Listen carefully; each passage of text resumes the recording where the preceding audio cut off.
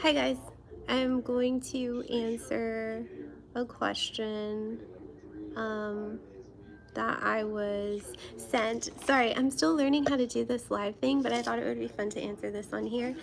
So one of you guys that follows me asked a question, and let me pull it up and read it to you because I think this would answer this question for a lot of you. And if you're one of my followers and you have a question, you're starting off your permanent makeup business and it's business related or even like technique, supply related, feel free to comment on this video and I'll answer that question for you. I'm a little jumbled because I have 15 minutes in between now and my next client to do this. So apologies. And I'm playing Southern Charm in my studio today while I'm taking my clients, and it's so cute. I've never played this before, but I stream Peacock.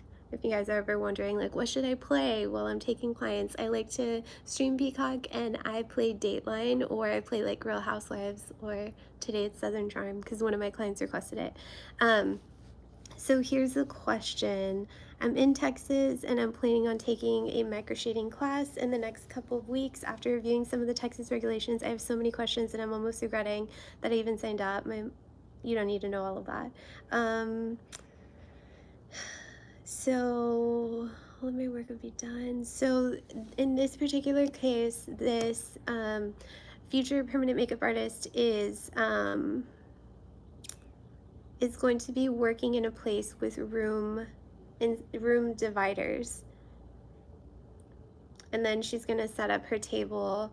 So she's going to work in a salon and there's going to be room dividers in there, which first off, if you're doing that, I think that that's fine, as long as there's like little rules to follow when it comes to applying for your license or the regulations that come with that. So in the state of Texas, the Texas State Health Department requires that you have the floor can't be porous, so it can't be cloth. So you can't have a carpet under the chair that you're going to be practicing in or where your clients are walking. It has to be hardwood floor or tile, something that can be easily sanitized.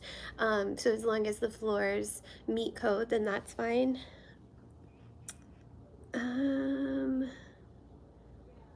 She's aware here, but in order to apply for your tattoo license, you need your blood-borne pathogen.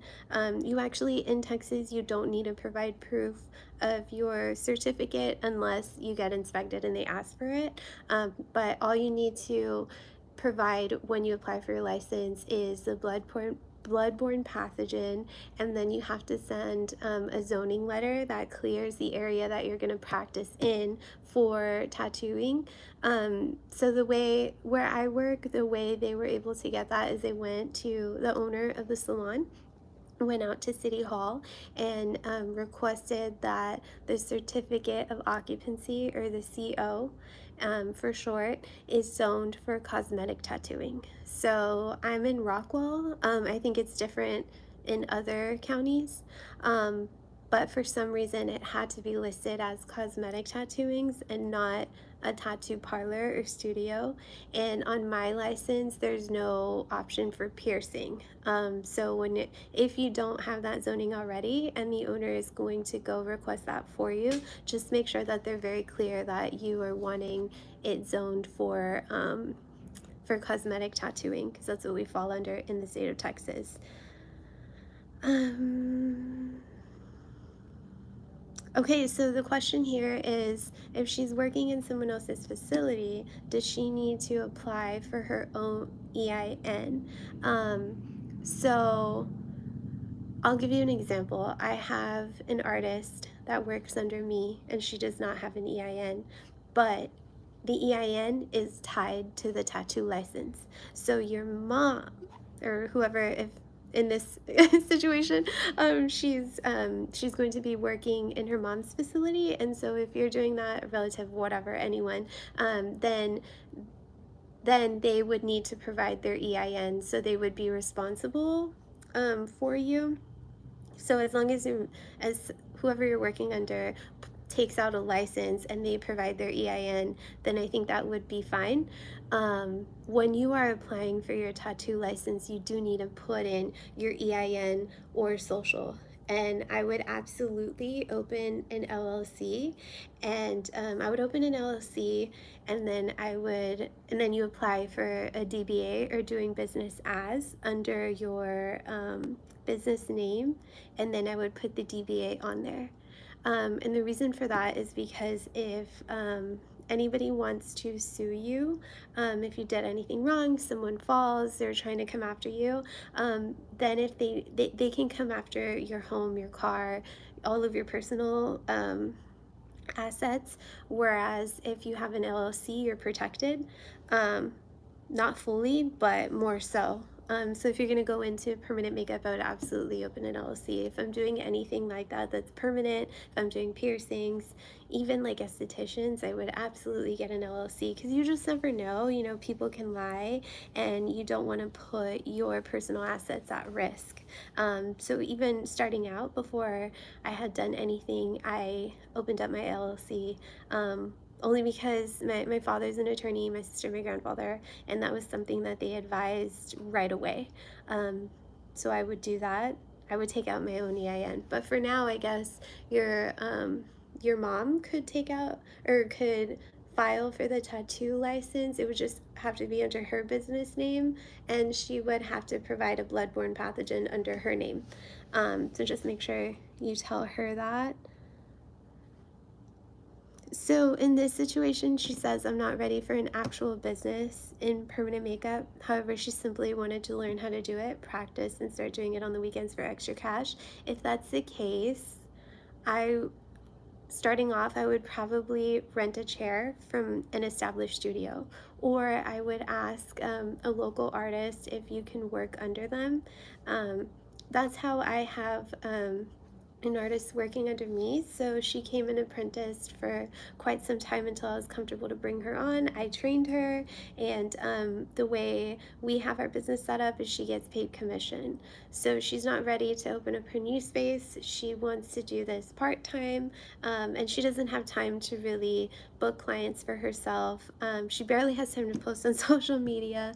So I do all of that, and for that reason, we have a commission split. So if you're not ready to go full time, I don't know that I would have a space dedicated for it. I think the best way to start off would be to work under another artist, especially starting off.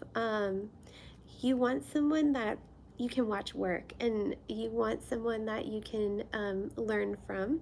So things that the artist that works under me, the things that I wanted her to really gain a quick understanding of, was like intake, how to greet your client, how to talk them through aftercare. What if something goes wrong? What if you went too deep? What if